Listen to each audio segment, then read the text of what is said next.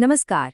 आज हम चरण दास की कहानी पर बात करेंगे, एक ऐसी कहानी जो एक बहुत गहरा सवाल उठाती है कि आखिर सच की असल कीमत क्या होती है।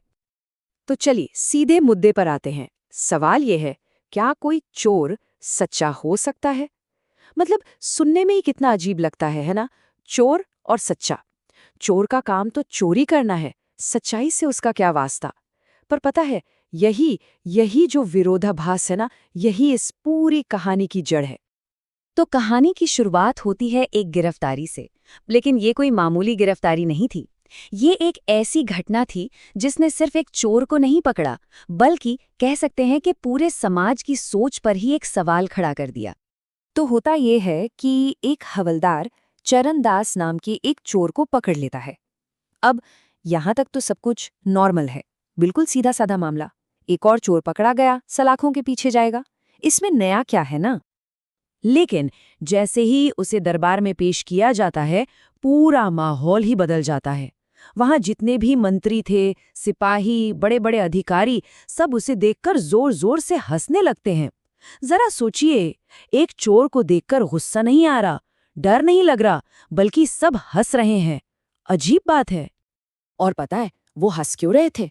क्योंकि उन्होंने अपनी पूरी जिंदगी में कभी ऐसा चोर देखा ही नहीं था जो सच बोलता हो। एक ऐसा आदमी जो चोरी तो करता है पर झूठ बोलने को सबसे बड़ा पाप समझता है। ये ख्याल ही उनके लिए इतना अजीब था कि वो उससे सीरियसली ले ही नहीं पा रहे थे। उनकी वो हंसी सिर्फ मजाक नहीं थी, वो असल में उस पूरे सिस्टम की घबराहट थी, जो एक ऐसे सच का सामना नहीं कर पा रहा था जो उसे हजम नहीं हो रहा था। तो अब कहानी एक ऐसे मोड़ पर आ जाती है जहां मामला सिर्फ चोरी का नहीं रह जाता। अब बात आ जाती है एक ऐसे वचन पर, एक ऐसे प्रण पर जो किसी की जान से भी कहीं ज्यादा कीमती था। तो काफी बहस होती है, मजाक उड़ता है, और आखिर में दरबार इस नतीजे पर पहुंचता है कि ये जो चरण दास है, ये तो एक पहेली है जिसे वो सुलझा ही नहीं सकते। तो वो उसे सजा सुनाते हैं, सजाए मौत। और ये सजा शायद सिर्फ चोरी के लिए नहीं थी, ये सजा थी उस सिस्टम के लिए खतरा बनने की। एक ऐसा सिस्टम जो सच और झूठ को अपनी मर्जी से तोड़ता मरोड़ता है। चरणदास का सच उनके झूठ के मुंह पर एक तमाचा था, और बस इसीलिए उसे रास्ते से हटाना जरूरी हो गया था। और यहीं इसी पल में चरणदास की कहानी अमर हो जाती है। मौत बिल्कुल सामने खड़ी है, लेकिन वो आदमी अपने सच के वचन से 1 इंच भी पीछे नहीं हटता। हो सकता है उसका जिस्म कांप रहा हो, पर उसकी आत्मा, उसका इरादा बिल्कुल अटल था। और ये हमें कहानी के क्लाइमैक्स पर ले आता है, उस पल पर जहां एक इंसान अपने सच की कीमत अपनी जान देकर चुकाता है। फांसी के तख्ते पर खड़े होकर उसके आखिरी शब्द हवा में गूंजते हैं, जो असल में उसकी पूरी जिंदगी का निचोड़ थे। झूठ बोलना पाप है और सत्य सबसे बड़ा धर्म। और ये सिर्फ शब्द नहीं थे, ये एक ऐसा विचार था जो उस पल हमेशा हमेशा के लिए आजाद हो गया। और इसी के साथ चरण दास का जिस्म शांत हो जाता है।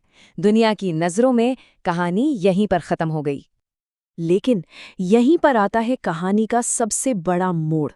उसका शरीर तो खत्म हो गया, पर उसका जो सत्य था वो एक विचार बनकर हमेशा के लिए जिंदा रह गया। उसकी मौत ने उसके सच को मिटाया नहीं, बल्कि उसे अमर बना दिया।